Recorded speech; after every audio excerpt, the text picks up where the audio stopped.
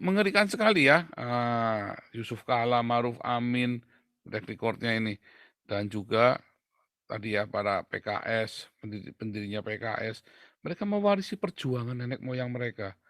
Ya perjuangan untuk mendirikan negara Islam, dan mereka siap membawa Taliban sekalipun, mereka siap sekalipun harus saling membunuh. Ya, sekalipun itu adalah dianggap sebagai korban dari agama Allah. Ya, serem. Wah, kalau Anda mengerti ini konsepnya ini serem. Nah, ini ketemu. Ini ya, dulu pernah kita bahas ya di sini ya. Dulu ini ya, Catholic Paraba published detailed description of the attack. According to this account, the attack was not spontaneous, but well planned and organized. Paraba reported that the HMI in Makassar had two radio stations through which the provocative Muslim preaching was aired during the 3 months before the attack. The local weekly tabloid called Progressive also often published provocative views against the Christians. On the day of 1st October, the Muslim High School Student Organization PII gathered from Muhammadiyah, ya, bentar nggak kelihatan. Mereka membuat deklarasi dan mereka kemudian bersiap mati sebagai martir untuk membela Islam. Lebih dari itu, di hari yang sama melalui HMI Radio Station, pemimpin HMI yaitu Yusuf Kala yang kemudian tahun 2004 menjadi Vice President menginstruksikan, nah ini dia, menginstruksikan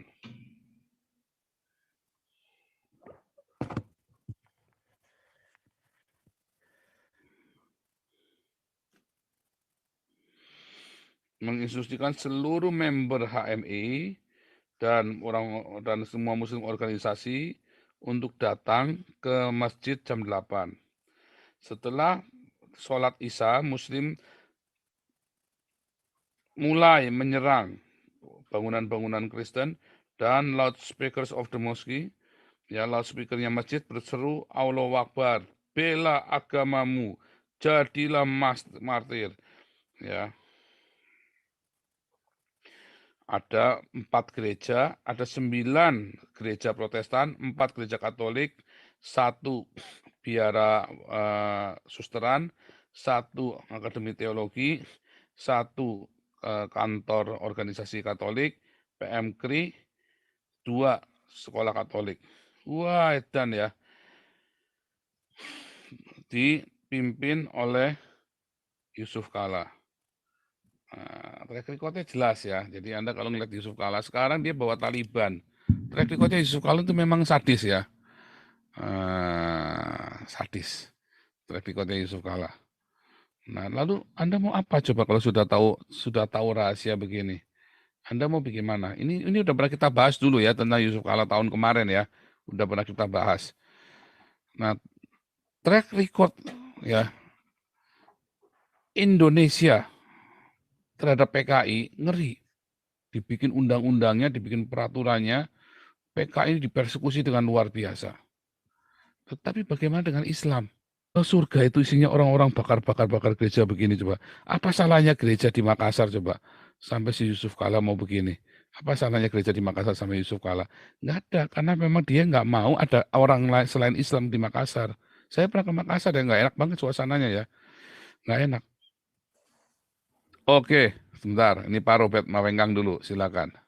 Salam damai sejahtera untuk Indonesia dan kawan-kawan semua. Wah, ini topik yang panas ini, Pak. Karena panas, ini lagi viral lagi, ini lagi geger ini. Entah mau dibawa kemana bolanya nih. Memang kita harus giring supaya Yusuf Kala itu harus diproses secara hukum. Karena ya memang betul, Pak. Ya kita pernah juga dalam diskusi bersama bahwa Yusuf Kala ini adalah salah satu pentolan dari HMI di Makassar pada tahun 1967 sampai 69 kira-kira.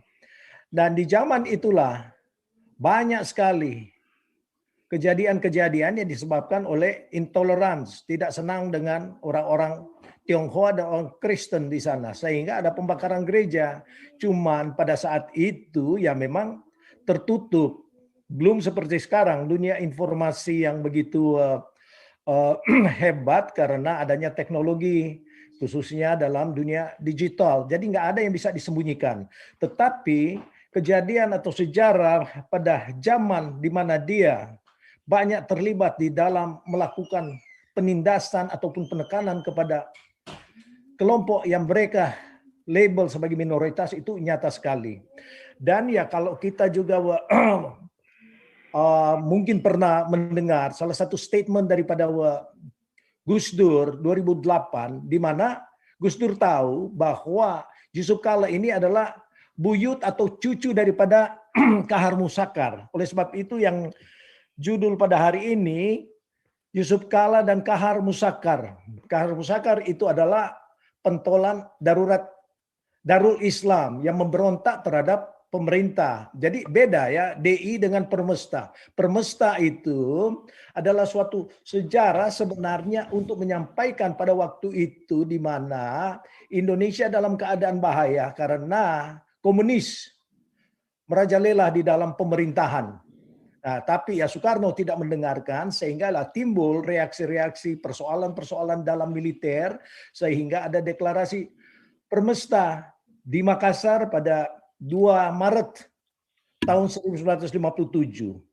Nah, pada waktu itu ya Kahar Musakar tidak banyak untuk bergerak karena dia tahu bangsa pentolan-pentolan militer yang masih nasionalis juga ya, kawan-kawan orang Manado secara khusus yaitu Om Vence Sumual dan Alex Kawilarang, juga Yofi Waro, Somba dan lain-lain, mereka nasionalis sekali. Cuman pada waktu itu ya Presiden Soekarno banyak memberikan kesempatan-kesempatan juga kepada Partai Komunis. Sehingga itulah terjadi. Dan tuntutan Permesta pada 1957 ini nyatanya yang dikopi oleh mahasiswa kami kapi pada 65, 66. Karena kan jatuhnya Indonesia dengan Gestapo itu pada tahun 65 sebenarnya tenggang waktunya nggak begitu jauh. Tahun 57 dan Permesta berakhir pada tahun 1960. Itu pun Permesta sebenarnya bukan menyerah, tapi dia dikampanyekan oleh Nasution secara khusus pada waktu itu kembali ke pangkuan Ibu Pertiwi. Itu saya ingat sekali karena ada keluarga saya yang banyak terlibat untuk perjuangan di Permesta. Olehnya kita harus bedakan. Permesta itu adalah perjuangan semesta untuk perbaikan Indonesia, menuntut seperti yang kita sekarang. Menuntut keadilan, menuntut ekonomi, adanya pemerataan, dan menuntut adanya kontribusi yang bisa disalurkan juga ke daerah. Jadi tidak seperti yang diperas terus, seperti ya Papua yang kebanyakan hasil mereka alam itu semua dikontrol oleh pusat, sedangkan pengembalian ke daerah tidak ada. Nah, itu sudah dituntut oleh Permesta pada tahun 1957. Bahkan sebelumnya karena kopra dan hasil-hasil cengkeh pala kopra itu yang merupakan andalan daripada Sulawesi Utara pada saat itu, semuanya tersalur ke pusat dan kontribusi ke daerah tidak ada, sehingga ya para pentolan-pentolan yang duduk dalam militer pada waktu itu ya merasa ini tidak adil dan tidak benar, tapi mereka bukan melakukan sesuatu untuk melawan pemerintah, tetapi sebenarnya untuk perjuangan supaya pemerintahan Soekarno pada waktu itu awas dengan tindakan-tindakan komunis. Jadi kembali Pak, bahwa komunis memang kita tidak setuju karena mereka itu sangat berbahaya. Tapi yang paling berbahaya lagi adalah khilafah. Karena perbedaannya yaitu kalau komunis masih ada hati nurani untuk tidak memberi makan kotoran manusia kepada lawan yang mereka tidak inginkan. Ya paling-paling ya dibunuhlah. Itu sudah sistem mereka. Tapi kalau khilafah ini memang di luar peradaban manusia, Pak. Jadi anak-anak kecil pun yang seharusnya dididik, mereka ya lacuri. dan mereka hamili. Dan ini sudah banyak bukti, cuman karena ya ini banyak sekali ditutup-tutupi, khususnya oleh Yusuf Kala. Yusuf Kala ini banyak sekali peran yang harus kita ketahui untuk menghancurkan Indonesia. Dan dia memang sangat licik, menyusup ke pemerintahan, menyusup ke partai, dan menyusup kepada ya sekarang masjid. Sehingga dia melawan untuk di mana ada 198 apa itu penelitian mengenai ya masjid dan pesantren yang terlibat di dalam ya mungkin bantuan kepada teroris dan juga mereka yang membangun kekuatan-kekuatan untuk mengusung nanti tahun 2024. Dan di sini fakta berbicara bahwa Yusuf Kala kan sesungguhnya salah satu pentolan politik yang memang menghendaki supaya Ahok tidak boleh masuk di dalam jajaran pemerintahan. Ini dalam tingkat daerah. Jadi kita melihat bahwa harus ada ketegasan pemerintah, jangan dibiarkan si kakek tua ini seenaknya untuk sekarang dia masih mengontrol karena Anies Baswedan itu adalah salah satu boneka yang dia ingin untuk melanjutkan perjuangan-perjuangan intoleransi di Indonesia. Jadi sekarang kita sungguh bersyukur Pak, di mana telah banyak informasi-informasi yang melalui daripada live Zoom Pak Polsang dan juga dari beberapa mungkin yang merasa nasional yang sudah secara terbuka kita menyampaikan bagaimana keadaan Indonesia kalau sistem-sistem yang telah dilakukan oleh DI, TII yang semuanya ini berbasis kepada radikal Islam dan mereka yang mencari keuntungan di dalamnya. Jadi memakai, jadi mereka bermain hipokrit, munafik lah Pak. Di pihak lain mereka sepertinya masuk di dalam pemerintahan, tapi sesungguhnya untuk menyusun suatu kekuatan untuk menggulingkan pemerintah. Jadi pemerintah ini harus tegas dan jelas. Mereka menggandeng semua intoleran menjadi wakil presiden. Karena apa? Ya ketakutan dengan mereka. Seharusnya tidak demikian, tapi juga masalah karena ya masing-masing mencari keuntungan dan kesempatan. Dalam ketakutan itu ya mereka juga dipakai dan mereka pakai itu sebagai suatu cara untuk semakin banyak uang yang mereka cetak di dalam pemerintahannya untuk mensupport kelanjutan daripada organisasi ataupun LSM yang mereka buat sebagai saluran aspirasi daripada radikal. Jadi di sini banyak yang sudah melihat bahwa Indonesia tidak akan bisa terus-menerus seperti itu. Banyak yang sudah cerdas dan melihat dengan adanya orang-orang yang seperti Rizik, Munarman, dan sebangsanya memang harus dihilangkan dari Indonesia. Dalam arti kata ya, dihilangkan dari hukum itu harus tegas, nggak bisa karena ya seperti ini ya sudah ada pengakuan daripada saksi daripada Munarman bahwa ya dia terlibat di dalam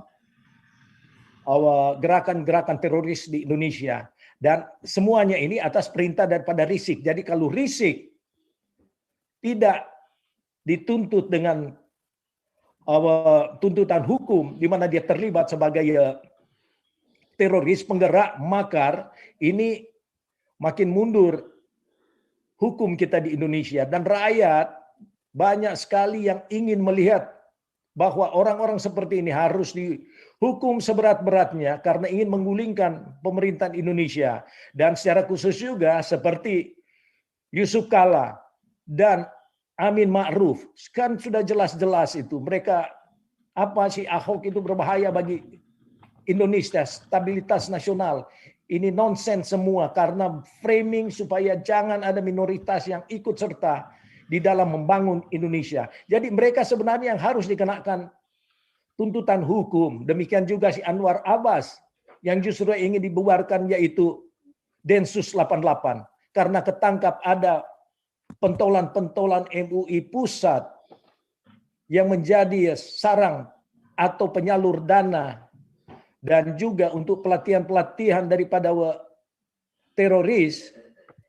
Jadi dia yang ingin membubarkan Densus supaya Densus ini jangan lagi bergerak untuk mencari orang-orang yang ingin menggulingkan Indonesia. Demikian juga Fadlison.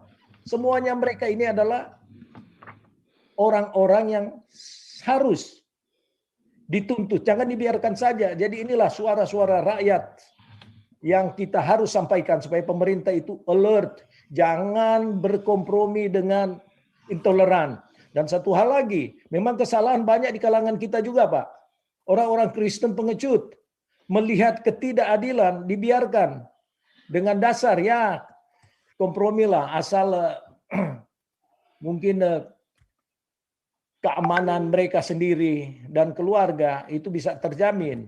Ini tidak boleh lagi terjadi karena siapa lagi yang dapat melakukan ini kalau bukan daripada kalangan kita juga. Jadi ini yang mungkin masukan daripada saya dan kita lebih melihat sesungguhnya sosok dari seorang Yusuf Kalla. Dan mungkin bisa diteliti lagi bahwa ya Gus Dur tidak mungkin tidak ada data untuk menyampaikan bahwa Yusuf Kalla ini adalah buyut daripada Kahar Musakar yang jelas-jelas ingin menggulingkan pemerintahan Indonesia dengan ajaran-ajaran khilafah. Jadi mungkin itu dulu Pak. Terima kasih. Ya, susu kuda. Mana nih susu kuda nih? Ini tadi catatannya dari itu ya, feeling threatened ya.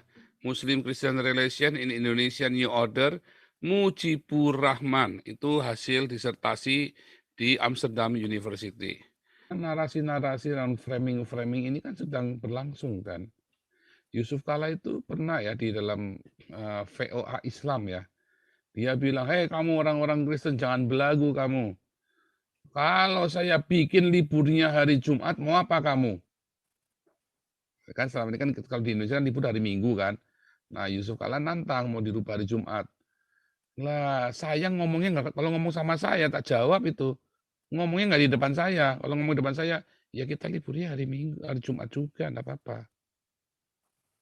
Cuma berani nggak Indonesia libur hari Jumat? Kalau Indonesia libur hari Jumat, berarti perbankannya dia liburnya nanti bisa 4 hari, bisa 3 hari itu. Jumat, Sabtu, Minggu. Apa nggak bubar itu di Indonesia itu? Karena kan perbankan kan ikut New York kan. Itu saja masih jeda 1 hari lagi. Berarti bisa Jumat, Sabtu, Minggu, Senin. Mampus-mampus dah. Puyeng. Kalau libur di hari Jumat. Yang puyeng bukan gereja. Gereja mah kalau libur hari Jumat ya ibadahnya hari Jumat. Ya, tantang ya VOA Islam itu ya. Bentar, saya carikan ya. VOA Islam.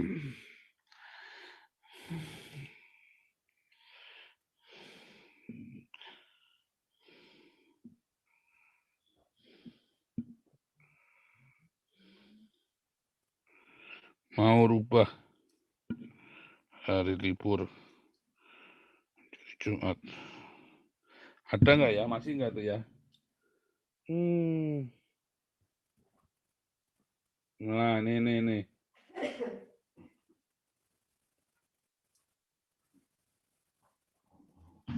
Lihat ya, forum itu. Saya harap semua orang di sini ya. Inilah sikap tegas Yusuf Kalla, VOA Islam nih ya. Di depan 700 pendeta, Ahad 3 Maret. Mantan Wapres Yusuf Kalla bicara soal toleransi 56 gereja. Itulah tema sebuah kiriman broadcast BlackBerry yang tersebar redaksi VOA Islam.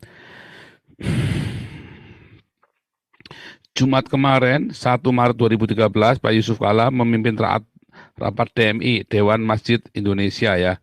Sehabis maghrib, beliau cerita bahwa baru saja ceramah di Makassar dalam konferensi gereja di hadapan 700 pendeta. Dalam sisi tanya jawab, ada yang tanya tentang gereja Yasmin, Bogor. Beliau menjawab, Anda ini sudah punya 56.000 gereja, seluruh Indonesia tidak ada masalah. Seharusnya berterima kasih. Pertumbuhan jumlah gereja lebih besar daripada masjid. Kenapa urusan satu gereja ini Anda sampai bicara ke seluruh dunia? Bangsat juga ini orang ya. Toleransi itu kedua belah pihak, Anda juga harus toleran. Apa salahnya pembangunan dipindah lokasi sedikit saja? Tuhan tidak masalah, kamu mau doa di mana? Izin membangun gereja bukan urusan Tuhan, tapi urusan wali kota. Izin membangun gereja bukan urusan Tuhan, tapi urusan wali kota. Coba kalau kita balik ngomong masalah masjid begitu ya. Wah, itu bisa demo bersilit-silit sampai silitnya jebol, ya kan? Begitu kasnya Yusuf Kala dengan nada yang tinggi. Kemudian Yusuf Kala bercerita lagi bahwa dalam konferensi gereja di hadapan 700 pendeta, ya, merasa hebat ya, coba ngomong depan saya. Wah, itu bisa rontok semua itu kumisnya. Ya, mengapa di kantor-kantor mesti ada masjid? Dengan tegas jika menjawab, justru ini dalam rangka menghormati Anda. Jumat kan tidak libur. Anda libur hari Minggu untuk kebaktian. Anda bisa kebaktian dengan 5 kali shift. Ibadah Jumat cuma sekali. Kalau Anda tidak suka ada masih di kantor, apa Anda mau liburnya ditukar? Jumat libur, Minggu kerja. Pahami sebagai penghormatan umat Islam terhadap umat Kristen, tegas Yusuf Kala. Nggak ada, bukan ya. Goblok juga nih ya. Salah. Karena Yusuf Kala, kamu nggak berani. Indonesia coba, saya tantang Indonesia, berani nggak libur hari Jumat? Ayo loh, balik sekarang. Saya tantang Indonesia untuk libur hari Jumat. Bangkrut Indonesia, langsung gulung tikar besok.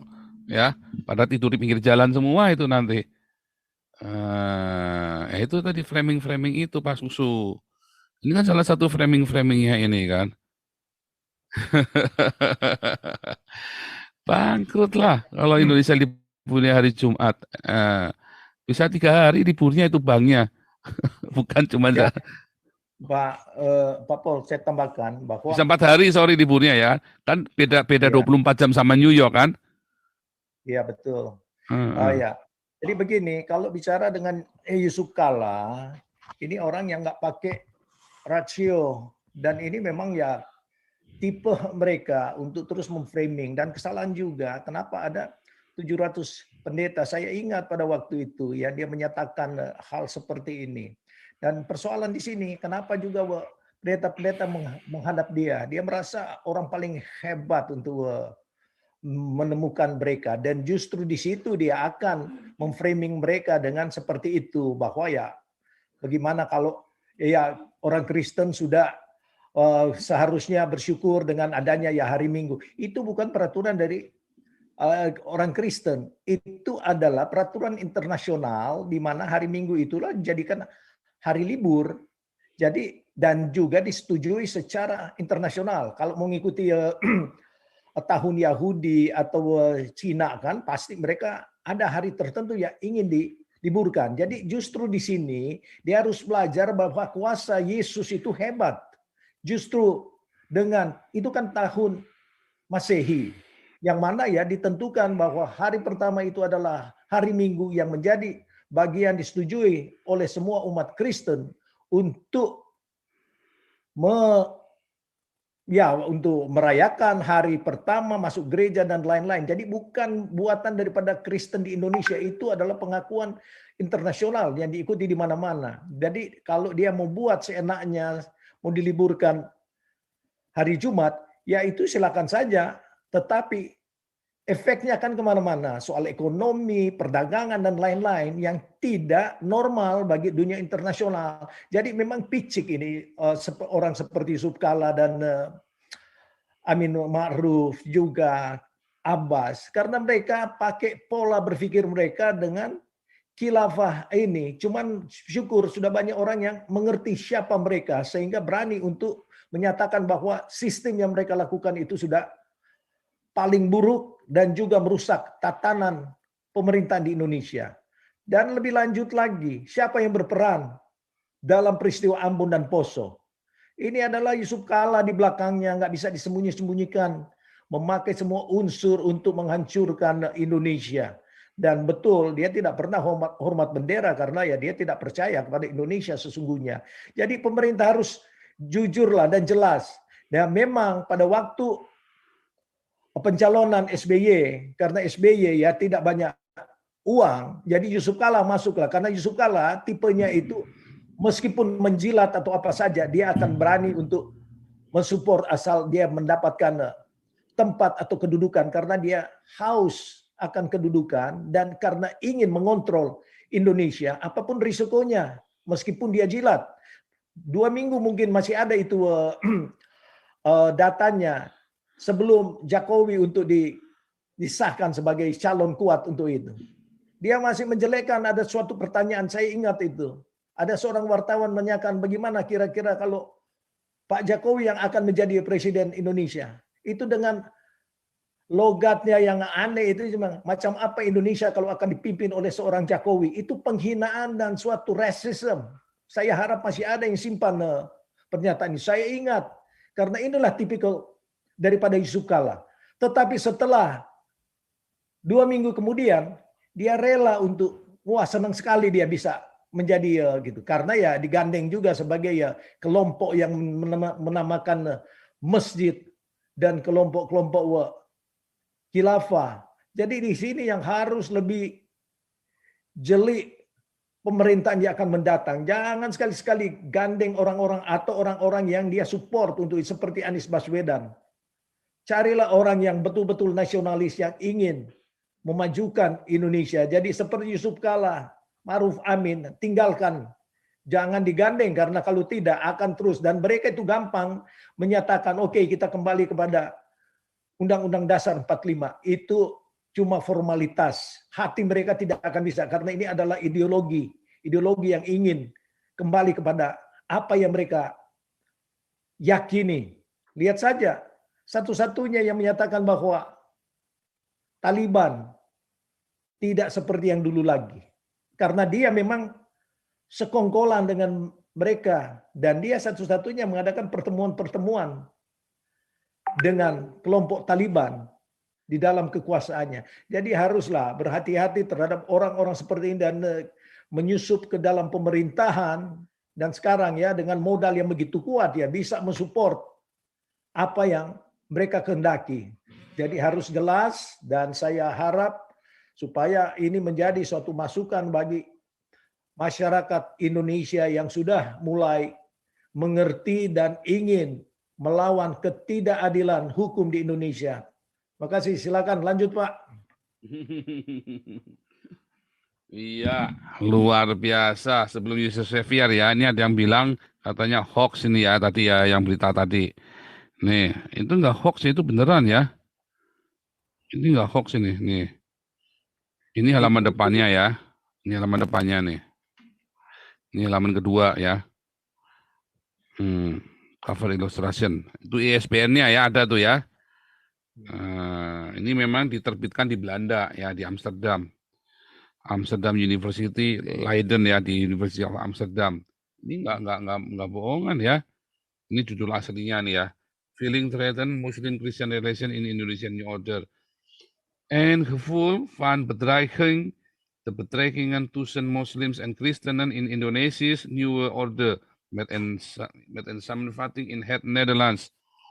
Proefschrift ter verkrijging van de graad van dokter aan de Universiteit Utrecht op gezag van de rector magnificus Prof. Dr.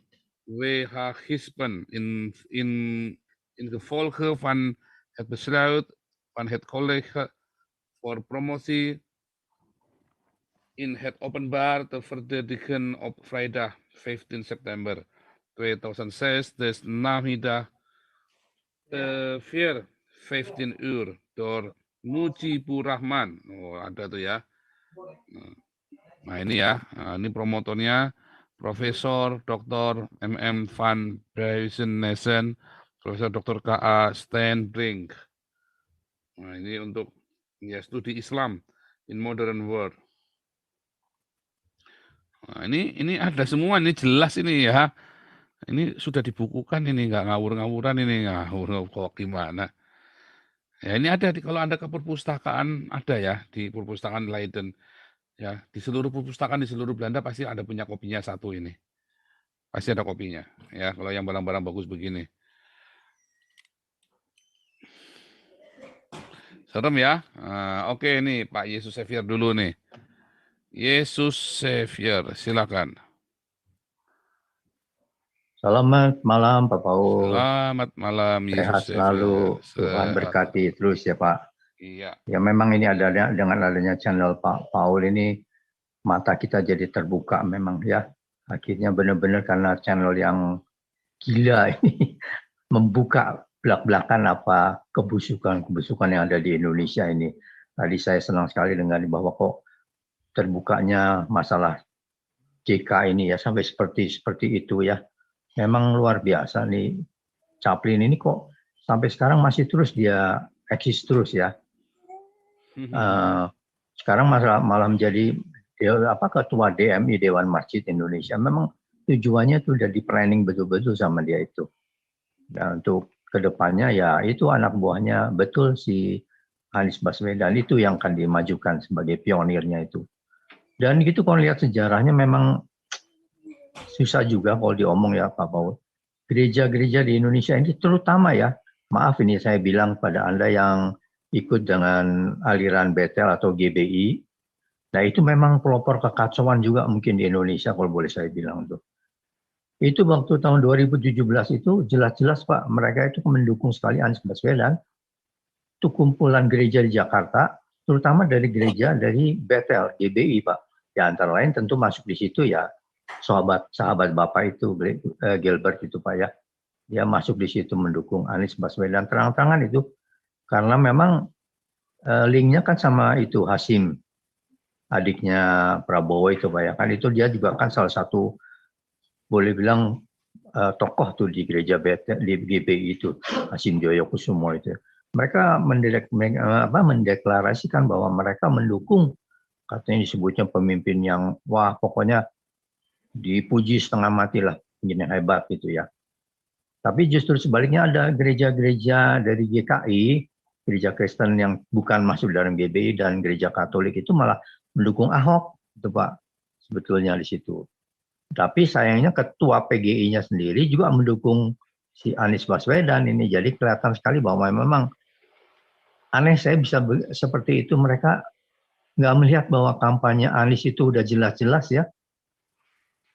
Menista orang-orang, ya secara tidak langsung menista orang Kristen. Karena lihat aja itu kampanye di masjid itu kan. Yang mendukung orang kafir katanya. Tidak akan disolatkan segala macam. Tapi betapa bodohnya atau entah apa bahasanya orang-orang gereja-gereja yang mendukung Anies itu kok bisa sampai sebegitunya. Belum lagi orang-orang Tionghoa yang memang bunglon banget gitu seperti si Liu Sungkarisma itu masih berteriak-teriak bahwa Anies itu udah pemimpin yang memang cocok sekali ya, pokoknya wah segala macam pujiannya tuh. Nah itu memang sayangnya makanya agak susah juga di Indonesia ini kalau tidak sadar-sadar tuh orang-orang seperti itu Pak ya. Orang-orang aliran gereja sesat ini boleh bilang kalau saya bilang ini. Kok bisa tidak mata hatinya itu tidak terbuka melihat kebenaran gitu.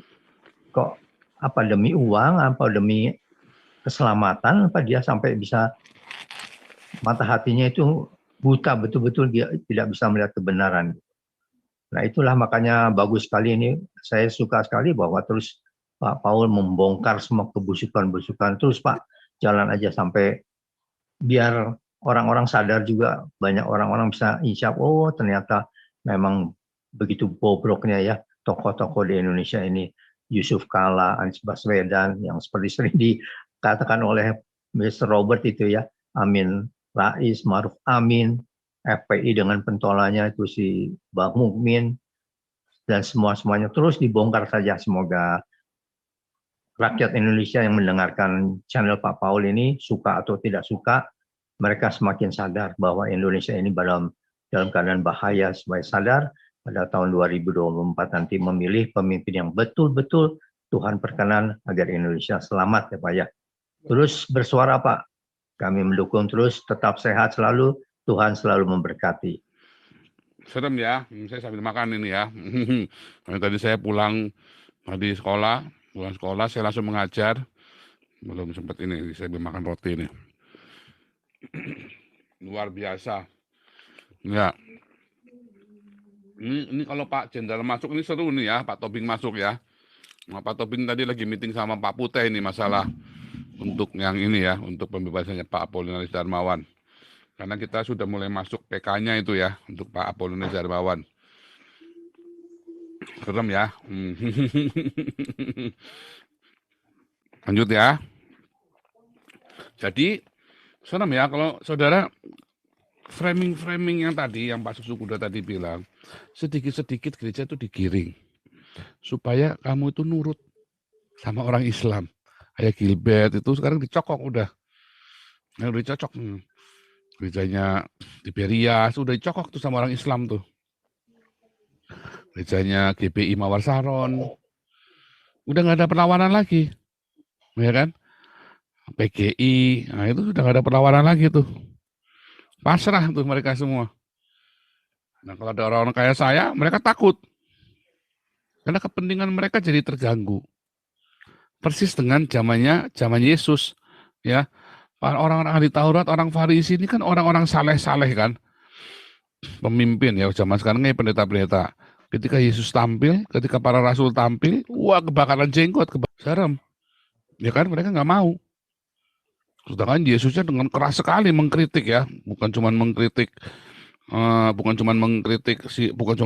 ya, tapi bahkan ngutukin loh. Celakalah kau, ahli Taurat dan orang Farisi. Bahkan Yesus menyimbolkan dirinya sebagai anak Daud itu sebagai simbol makar. Wah, jadi apa yang saya lakukan ini persis apa yang Tuhan Yesus lakukan. Kasih makan, ya kan? Apakah Yesus mendanai makan itu? Enggak kan? Makanannya dari mana? Dari donasi juga. Cuma diberkati jadi berlipat kali ganda. Kita juga begitu, ya. Nah, sebentar nanti kita tetap tampilkan ya. Saya mau tampilkan yang rekening Pak Charles ya. Cuma ini mesti tak susun karena berantakan sekali. Ya begitu memang, ya kan. Ini tadi Pak Asianus jadi mau bicara Pak Asianus. Pak Asianus tadi Raisen, mana Pak Asianus ini? Silakan Pak Asianus.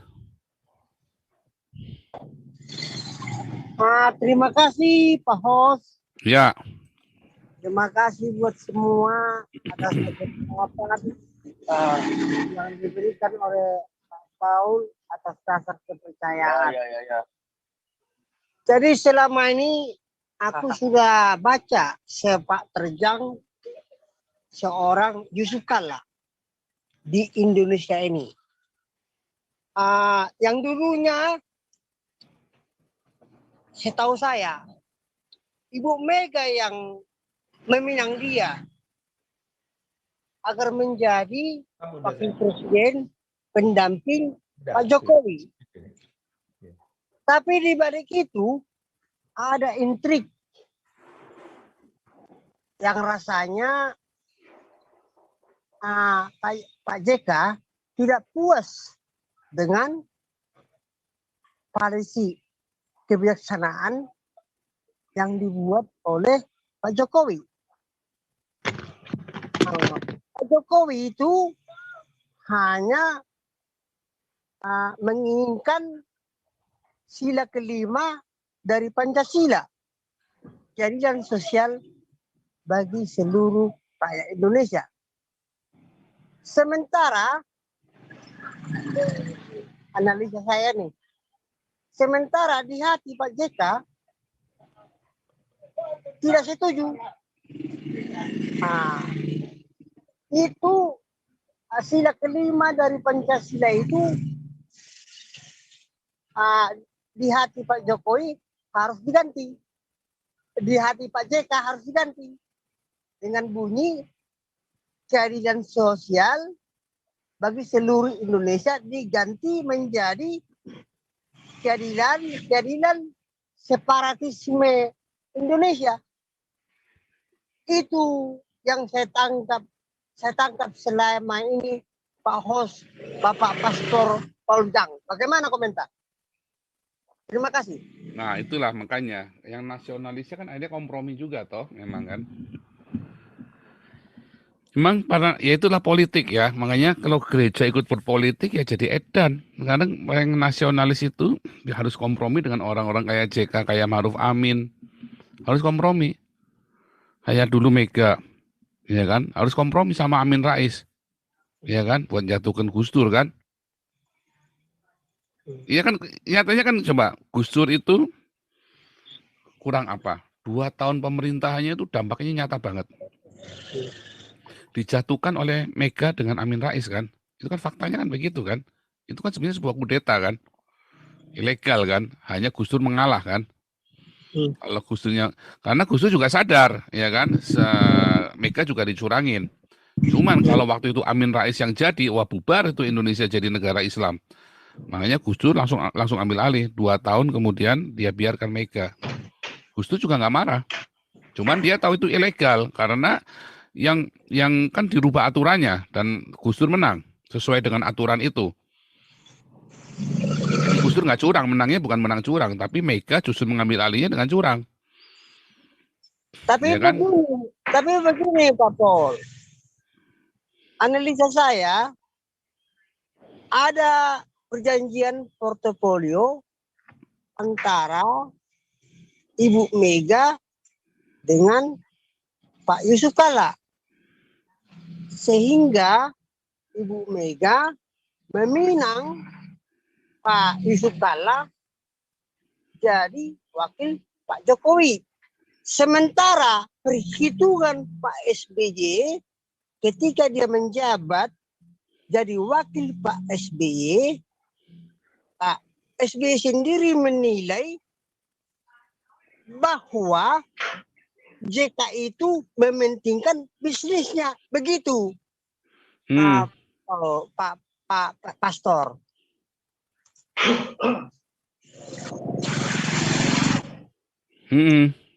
Nah, itu maksud saya. Kenapa di hari periode kedua itu Pak Yusuf Kalla tidak dipakai lagi oleh SBY? Karena SBY sudah memegang suara dan disingkirkan berganti ke Pak Budiono, kan begitu kan? Nah, itu ceritanya. Pada awalnya Pak SBY jadi presiden, yang meminang menjadi wakilnya, jadi wakilnya Pak Jokowi adalah Megawati. Dan tak satu pun yang tahu trik ini di anggota DPR. Padahal semua itu diekspos di Facebook, di Twitter, dan di Instagram. Kenapa Pak Ibu Megawati memilih sebagai JK sebagai wakilnya Pak Jokowi? Ketika itu kita terpuruk keuangan sampai Indosat satelit kita digadaikan, kan begitu? Oleh Ibu Megawati dipandang ini JK punya cukup duit. Padahal JK itu keuangannya masih secara nasional Indonesia. Kalau skala Asia belum termasuk lah. Saya hitungkan masih banyak di Medan ini keuangannya yang lebih hebat dari Pak JK. Tapi mereka nggak mau ngomong-ngomong, cuma diam. Hanya mereka masih bermain di musik doang. Kan begitu kan? Terbentur masalah kebijaksanaan pada itu. Katakanlah masalah hal di Pelni. Sampai itu Rapli Harun. Dilukan di Pelni. Yang masuk satu kali 1 bulan. Dengan gaji 50 juta. Jangankan 1 kali 1 bulan. Saya masuk setiap hari ke Pelni itu. Bukan saya nggak tahu orang mengawasi perairan loh. Dan bongkar muat kok di Pelni. Kapal mana mau ke luar negeri saya tahu kok jadwalnya itu, barang-barang mana mau diekspor yang urgen saya tahu kok itu.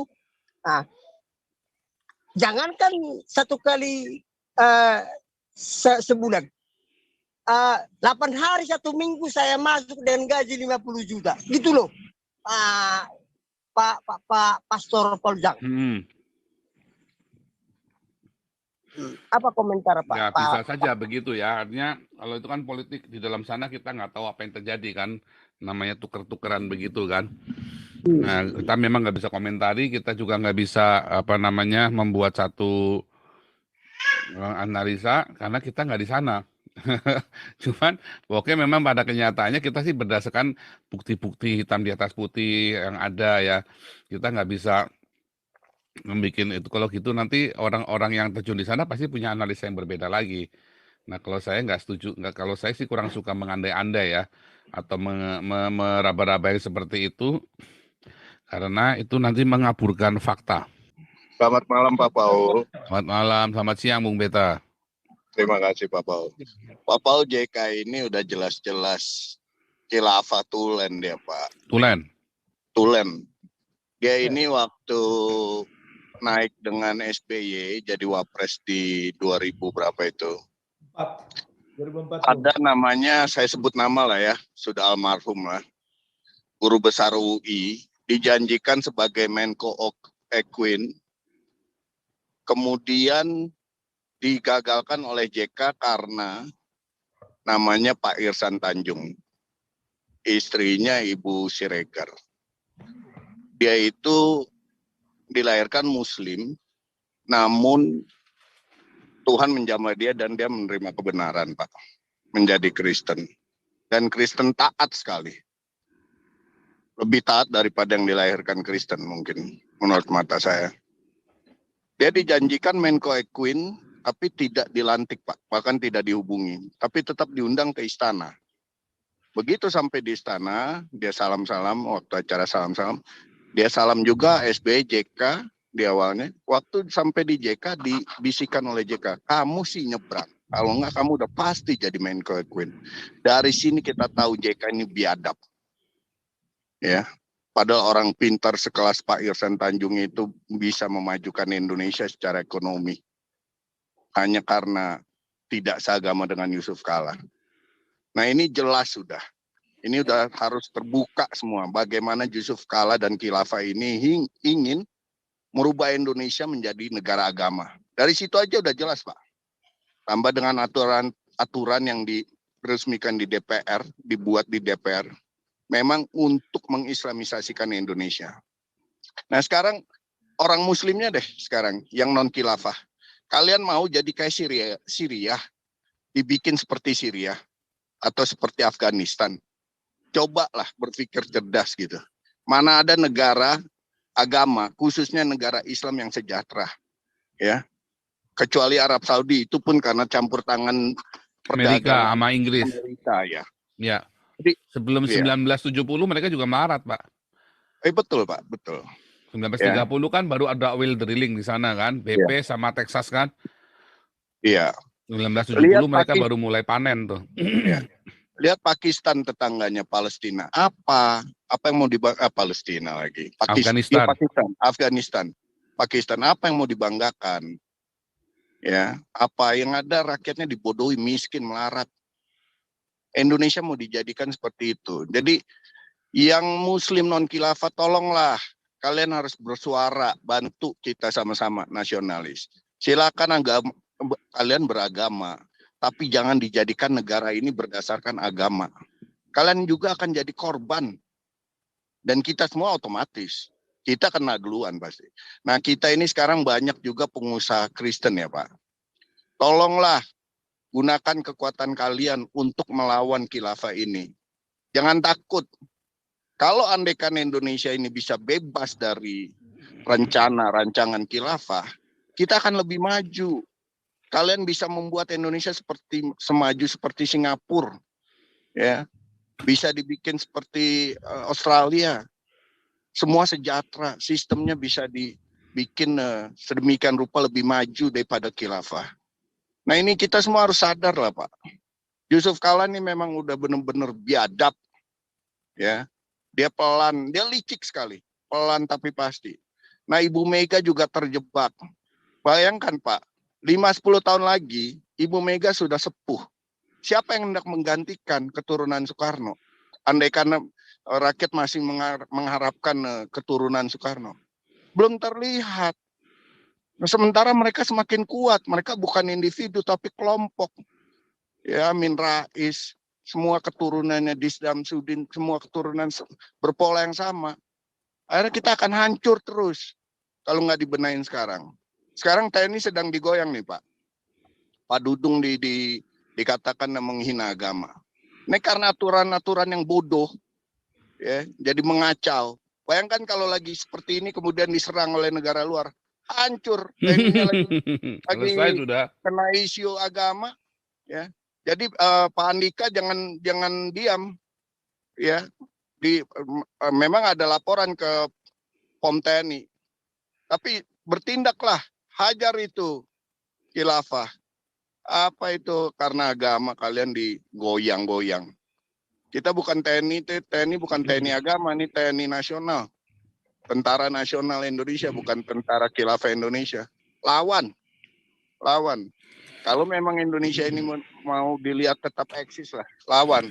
Kita dukung, kita harus dukung Pak Dudung itu, Pak. Kita harus dukung Pak Dudung. Jangan mau dibodohin terus lah. Rusak. Saya tambahkan Bung Beta ya. Iya, silakan Pak.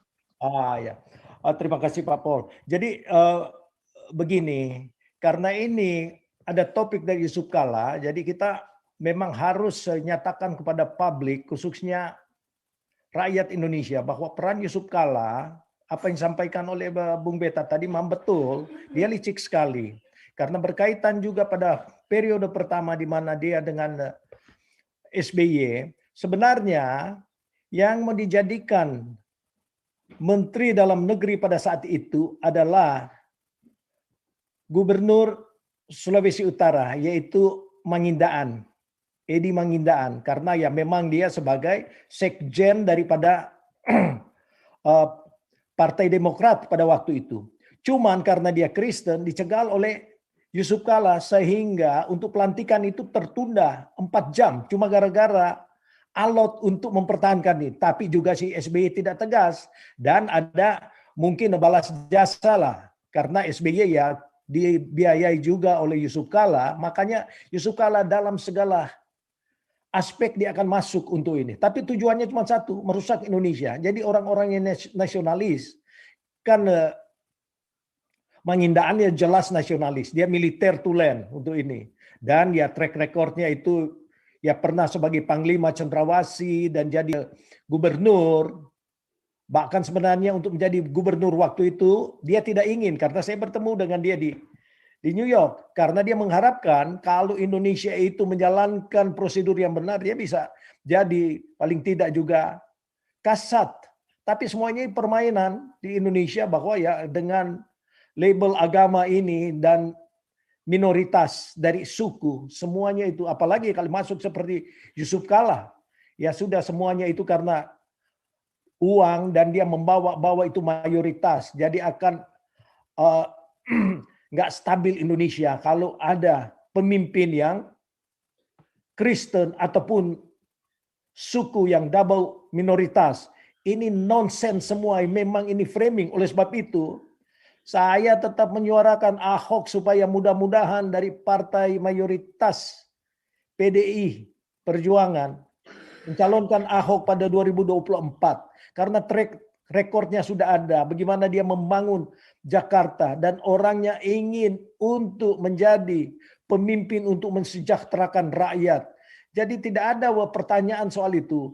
Masalah-masalah yang tidak terkait mungkin dengan ucapan-ucapannya ya tentu dia akan ada advisor yang lebih bijak untuk mengarahkan supaya dalam percakapan itu. Tapi itu lifestyle dia juga nggak bisa di stop sebenarnya. Tapi kinerja dia yang harus kita nilai. Dan orangnya yang tidak ingin mengambil uang daripada rakyat. Tidak seperti dengan Anies. Koruptor dengan kelebihan bayar, korupsi, menggarong uang rakyat. Dan itu tujuan-tujuan mereka. Dan siapa Anies ini? Kita lihat lagi. Garis dari mana dia datang. Itu adalah bonekanya si Yusuf Kalla. Jadi memang Yusuf Kalla harus dituntut. Banyak sekali ya pelanggaran-pelanggarannya terhadap Indonesia dan mengkhianati Indonesia dengan kekayaan yang dia sudah raup dalam dunia bisnis. Ini kita harus lebih cerdas dan rakyat sekarang tidak bodoh lagi. Jadi ini yang kita harus tuntut terus, suarakan terus supaya tidak lari daripada rel dan kita akan bersyukur kepada pemerintah yang tegas nanti. Jadi inilah tetap kita suarakan Ahok meskipun ini memang keberanian daripada PDI Perjuangan untuk mengangkat dia, tetapi ya saya yakin dengan presidensial threshold di Indonesia yang 20%, PDI Perjuangan dan dari partai ada partai baru itu yang anak-anak muda itu pasti bisa untuk PSI itu, PSI betul, dan mereka itu sangat rasional dan nasionalis. Jadi harus mereka menentang si Anies Baswedan dan semua yang korup di Indonesia, dan mereka tidak setuju dengan cara-cara yang akan membongkar juga soal sistem penggajian itu yang tidak cocok dengan kinerja-kinerja daripada DPR. Jadi orang-orang seperti itu, partai seperti itu yang kita harus support, dan PKS harus dibubarkan.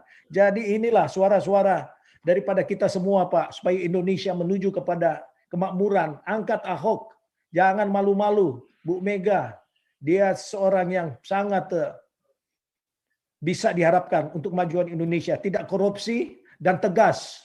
Terima kasih. Ya, Silakan. Pak Suara, lanjut Pak Suara, gubrak yang keras. Mana nih Pak Suara? Ya, shalom Pak Paul. Shalom Pak Suara, luar Ya, biasa. selamat malam. Selamat malam semuanya. Jadi hari ini Yusuf Kalla sama DI ya, DI TII.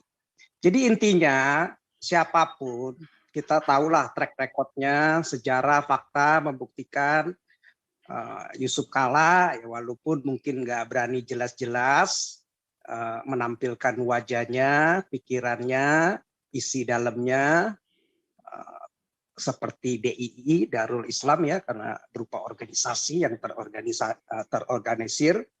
Ya intinya sebenarnya mau gantikan paham Pancasila ini, falsafah Pancasila ini dengan paham khilafah. Artinya mau mendirikan negara Islam.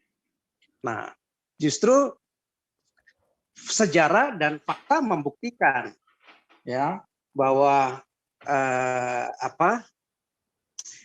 justru organisasi pikiran baik individu, kelompok maupun partai politik semacam PKS sekalipun yang mau mendirikan negara khilafah seperti itu, ya justru ini malah justru sebenarnya merugikan bangsa dan negara Indonesia, membebani bangsa dan negara Indonesia. Sejarah sudah membuktikan sejak zaman kita udah bahas kan, Prabu Brawijaya, Piagam Jakarta, Kahar Mujakar, ada Darul Islam, TII, NII, G30S juga kan Pak Paul sudah bahas. Kita sudah tahu semua pembantaian jutaan manusia nggak bersalah oleh justru mayoritas Islam gitu. Mayoritas yang mengatakan beragama Islam yang membunuhnya. Tragedi Mei 98 anti Tionghoa, justru yang melakukannya banyak mereka yang berKTP Islam. FPI sekarang ya, ISIS kalau luar negeri, dunia, Taliban, Al-Qaeda, ya kan, lagi Piagam Jakarta mau ganti sekarang, kemarin itu kan si Egy Sujana lagi.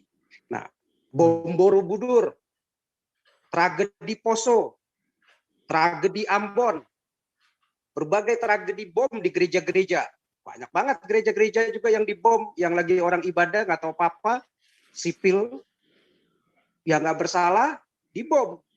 Yang ngebom apa? Yang mau mendirikan negara Islam.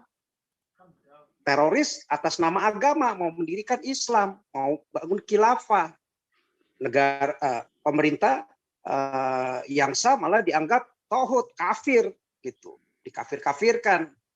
Banyak rangkaian teroris lain, Nurdin Top, Asari, bom Bali, semuanya mengaku Islam, KTP Islam begitu. Dan mereka banyak pakai ayat-ayat Al-Quran.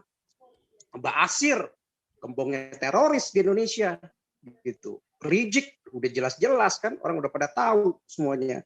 Nah, berapa banyak lagi pemerintah, partai politik, bangsa Indonesia, muslim-muslim yang cerdas, muslim-muslim yang waras, muslim-muslim yang berakal budi, yang punya moral yang baik, mau berapa lama lagi dibiarkan seperti ini, merugikan dan menjadi beban bagi bangsa Indonesia kalau ada orang-orang, organisasi-organisasi, partai-partai yang mau membangun khilafah di bumi negeri ini, begitu. Ini udah terbukti. Mau berapa banyak lagi ke depan akan ada kejadian-kejadian seperti ini atas nama Islam mau mendirikan negara Islam. Jadi udah jelas pikiran-pikiran Yusuf Kala, walaupun secara nggak terang-terangan, tapi secara terselubung itu kebaca buat kita yang cerdas. Sama aja kayak Kadrun mau mendirikan negara khilafah, PKS, seperti itu. Ini jadi beban, jadi kerugian besar buat bangsa dan negeri ini kalau masih dipertahankan pikiran-pikiran seperti itu. Dan kepolisian, pemerintah harus tegas. Seperti ini merugikan, begitu. Di mana kita udah bahas kemarin, justru sekarang ini kan nanti malah biasanya kan udah jadi langganan tuh kalau lagi mau setiap pemilu langsung dibenturkan lagi nanti kekuatan itu. Hantu Siap-siap PKI aja kan nih. biasanya kan. Nah, hantu PKI Makanya itu. kita kasih makan, kasih tumpangan itu biar jangan ada orang dihasut. Iya. Nah, biasalah dia bangun lagi tuh langganannya tuh kan hantu PKI kan. Padahal udah jadi hantu, nggak kelihatan, nggak ada nyawanya PKI. Mana ada lagi PKI sekarang? Ya orang bodoh aja yang masih mau percaya, yang nggak sekolah, yang terbelakang masih mau ditakut-takutin dengan isu PKI. PKI-nya nggak ada orangnya lagi, nggak bernyawa, cuma jadi hantu doang, begitu. Nah, justru mesti sekarang cerdas. Mana yang lebih menakutkan, PKI atau Islam fundamentalis? Yang ada PKI dibantai oleh orang Muslim. Sejarah membuktikan kan. Nah, ini juga tadi kita udah sebutkan bahwa saya udah sebutkan bahwa ini kejadian-kejadian demi kejadian bom dan segala organisasi yang mendirikan negeri khilafah justru merugikan bangsa dan negeri ini, begitu, dikafir-kafirkan. Kemarin kita udah bahas lagi banyak, begitu. Nah sekarang ini kembali deh, coba pakai akal sehat. Kalau Islam berdiri jadi negara khilafah, sekarang kita lihat aja deh satu-satu nih model Kadrun. Sekarang mau ajaran Islam ini coba kita lihat. Ini rasis nggak? Coba. Mau diriin sekarang kos Muslim, makam Muslim, rumah sakit Muslim, villa Muslim, villa syariah, rumah makan syariah, bank syariah, pokoknya yang syariah-syariah semuanya mau dikuasai. Tujuannya apa? Ingin menguasai. Kalau ada yang kayak begini, akhirnya nggak mau melayani yang non-Muslim. Yang ada secara nggak sengaja terbesit itu rasisme sebenarnya, gitu. Dengan sistem syariah ini hanya diperlakukan untuk orang Muslim saja. Nah, memang itu punya hak dia mereka melakukan seperti itu, tapi sebenarnya kita akan membaca dengan cerdas seperti itu, gitu. Nah, sekarang kita lihat di pendidikan, Islam ini justru mengakibatkan melemahnya budi pekerti dan budaya sopan santun, mendorong munculnya budaya kekerasan. Contoh yang jelas, suara hingar-bingar tuh di masjid, ya kan? Nah sekarang muslim-muslim cerdas juga udah mulai bersuara, berani. Kalau dulu kan nggak berani, terutama jam 4 pagi tuh, saat manusia lagi tidur nyenyak, semua orang lagi tidur nyenyak. Wah itu kalau ada toa, terutama di daerah, wah kencang banget, saut-sautan tuh antara masjid sama ini, mungkin jaraknya cuman berapa ratus meter, saling kencang-kencangan juga tuh antar masjid. Udah gitu pakainya toa murahan lagi Pak. Iya, di Garut itu saya waktu ke mana ya, Tasik itu, waduh, itu ada 4 masjid, saut-sautan itu, jam 4 pagi udah bangun gitu loh. Jam 6 sore saat anak-anak mestinya belajar sekolah, anak-anak kecil, ya itu berisik juga suaranya. Nah, inilah kritikan kita, gitu loh, supaya ya semakin cerdas lah, jangan lagi kayak kampungan begitu, gitu loh. Masa toa itu mah zaman dulu kali ya, sekarang udah modern, malu lah, ganti yang lebih enak lagi. Tayangan perilaku kekerasan, kekejaman, kerusuhan, semua FPI, Hizbullah segala macam, ya, tampak itu semuanya mengatasnamakan Islam begitu. Masa negara kita yang sudah bagus, sudah baik, mau dijajah dengan budaya Arab? Kita udah kemarin udah kasih tahu bahwa ini cuma sekte Arab aja gitu. Nah, sekarang organisasi ILO nih ya, organisasi apa sih? ILO itu apa ya? International Labour Organization melarang anak di bawah umur TK, sekolah dasar, SMP untuk bekerja mencari uang karena usia dan jasmani belum memungkinkan. Nggak boleh kerja paksa fisik. Namun anak-anak di sekolah Islam dipaksa untuk kerja paksa otak, menghafal ribuan ayat Al-Quran dalam bahasa Arab selama 9 tahun. Dari SD sampai SMP, di pondok pesantren, madrasah, ya kerjaannya begitu, ngafal Al-Quran, dipaksa tuh otaknya. Nah, ini pertanyaan nih, cuman buat ini aja ya. Apakah ini juga tidak melanggar hak asasi anak-anak? Dipaksa seperti itu, untuk cuman ngafal. Nah, Islam membenturkan Indonesia dengan negara adidaya, dengan Israel, dengan Republik Rakyat Cina, karena Islam Indonesia menjadi memiliki karakter yang anti Yahudi, anti Cina. Padahal Israel itu pakar dan penguasa finansial di seluruh dunia, gitu. Walaupun negara ini kecil, banyak orang-orang Yahudi ini yang menguasai gitu keuangan dunia, gitu. Nah, RRC pakar dalam menguasai teknologi dan budaya bisnis, gitu. Nah, sekarang karakter Muslim ini sangat merugikan Indonesia kalau sampai anti China, anti Yahudi. Ya nggak heran kalau nilai tukar rupiah kita tuh dibully sama pakar finansial Yahudi, sehingga rupiah kita rendah banget terhadap dolar. Jadi seperti ibarat rupiah itu sujud di depan dolar udah gitu. Nah, hasil bumi kita juga, tambang kita juga semuanya murah sekali diekspor. Tapi waktu kita impor barang-barang high-tech, obat-obatan yang impor, wah harganya malah selangit. Nah, yang ada kita dengan anti Yahudi, anti Cina, ya malah ya jadi rugi begitu. Kita beli mahal, jualnya murah. Nah, sekarang kenapa dunia Barat tuh udah mulai dulu kan di era Perang Dingin, mereka mau reduksi untuk paham komunis mengejala di seluruh dunia. Nah, sekarang Barat ini dengan komunis sudah jatuh, keruntuhan Uni Soviet mulai dari tembok Berlin itu, ya itu lambang kejatuhan komunis, mulai Uni Soviet juga terpecah. Nah, China juga sekarang nggak paham pure komunis, dia sudah mulai juga melakukan liberalisasinya, sosialismenya. Nah, dunia Barat ini sekarang justru berpikir gitu untuk melawan pemikiran Islam. Ingat ya, kita bukan melawan orang-orang Islamnya. Banyak orang-orang Islam bukan melawan Muslimnya. Banyak orang-orang Muslim yang baik, tapi kita melawan pemikiran Islamnya yang seperti JK, seperti PKS, seperti ini, seperti kadrun-kadrun gitu. Nah, apa yang terjadi di Indonesia? Muslim yang hidupnya baik adalah Muslim yang hidupnya dengan norma-norma umum. Itu udah nggak disangkal, tidak melaksanakan ajaran Islam Muhammad yang penuh kekerasan, kekejaman. Kemarin kita udah bahas yang seks maniak, gitu, kawinin anak kecil segala macam. Ya, Muslim yang hidupnya baik sebenarnya sudah tidak percaya kepada Islam lagi karena sudah menolak ajaran kekerasan dan kekejaman Muhammad. Mereka sebenarnya malah nggak meneladani hidupnya Muhammad, begitu. Jadi Islam-Islam yang KTP, Islam-Islam yang abangan, justru mereka Islam-Islam yang baik.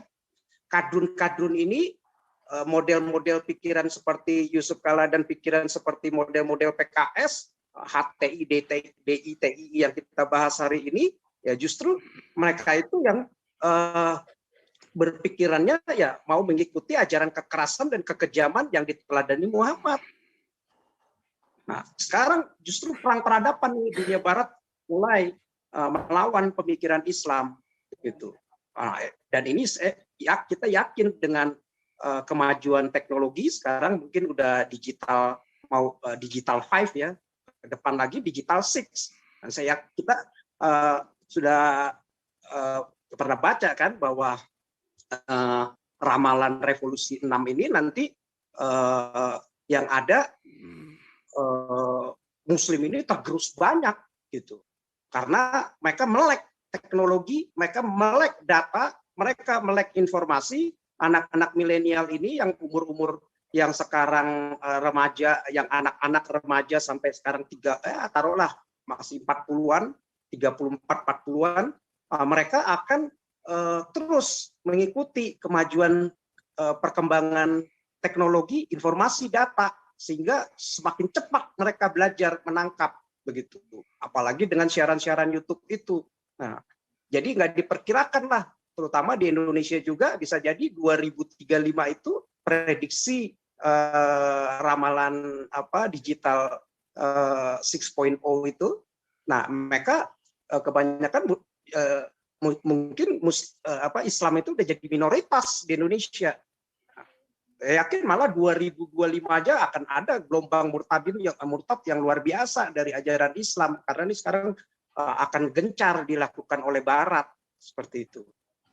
Peperangan terhadap peradaban Barat itu melawan pemikiran Islam. Ya, jadi sekali lagi kita bukan memusuhi Muslim ya. Muslim itu banyak yang baik, tapi kita bicara agamanya, Islamnya, pemikiran yang diajarkan oleh Muhammad. Nah, ini merembet akan ke seluruh dunia melalui internet, YouTube, situs-situs internet itu pasti akan banyak itu berlahir. Ini sekarang aja kan udah banyak di Indonesia. Di luar negeri akan banyak lagi gitu. Channel-channel Christian Prince semua sekarang akan mencerahkan banyak sekarang. Murtadin yang benar. Kayak Jay Smith kan bermuncul kan, Jay Smith, Christian Prince itu kan, walaupun Christian Prince nggak tampak muka ya, sayang sekali ya. Jay Smith kan tampak muka. Terus si temennya Jay Smith itu kan, si siapa itu, yang orang Arab itu kan, yang bekas pemiliknya Mualaf Center kan di Arab itu kan. Iya. Banyak. Terus dulu itu ada yang orang India itu kan, si yang baru meninggal itu. Benar. Nah, ini obat rohani pikiran bagi Muslim yang ingin bebas dari mabok agama Islam adalah internet. Itu khususnya YouTube. Lebih spesifik lagi adalah video para murtadin yang pernah mengalami mabok kepayang agama Islam. Nah, sekarang di Indonesia-nya Cokro TV di YouTube juga bagus nih udah gitu. Walau masih dikelola oleh para cendekiawan Muslim ya, termasuk Adi Alpando ya, saya anggap cendekiawan lah ya, S2 ya, dosen UI ya. Namun arahnya melawan kadrun yang bercita-cita menegakkan akal sehat bangsa, mengkebiri akal sehat bangsa Indonesia gitu. Mereka ya sama juga, walaupun mereka Muslim, tapi mereka Muslim yang cerdas. Mereka lawan pikiran-pikiran kadrun seperti Yusuf Kala dan DITI, PKS segala macam, antek-anteknya FPI gitu. Nah, sekarang banyak bermunculan tuh gerakan-gerakan yang mau hentikan Islamisasi, karena ternyata pengajaran Islam itu benar-benar jauh dari peradaban modern saat ini. Iya. Masuk ke zaman purba lagi kita, zaman barbar, zaman jahiliyah. Iya. Nggak ada sempurnanya, di mana sempurnanya? Begitu. Itulah makanya tinggalin agama itu penting ya, meninggalkan agama. Indonesia itu harus meninggalkan agama. Sebab kalau enggak akan maju. Bertuhan dijadikan sarana yang privat. Kalau enggak akan maju. Bertuhannya semua kan berbenturan terus. Harusnya dijadikan ranah privat, tidak boleh mengganggu dan tidak boleh diganggu. Harusnya hukumnya yang jelas, tapi kalau ini kan enggak jelas. Makanya orang-orang seperti saya bermunculan karena hukumnya enggak jelas. Ya kan? Apalagi saya kebal hukum kan, nah tambah edan lagi jadinya.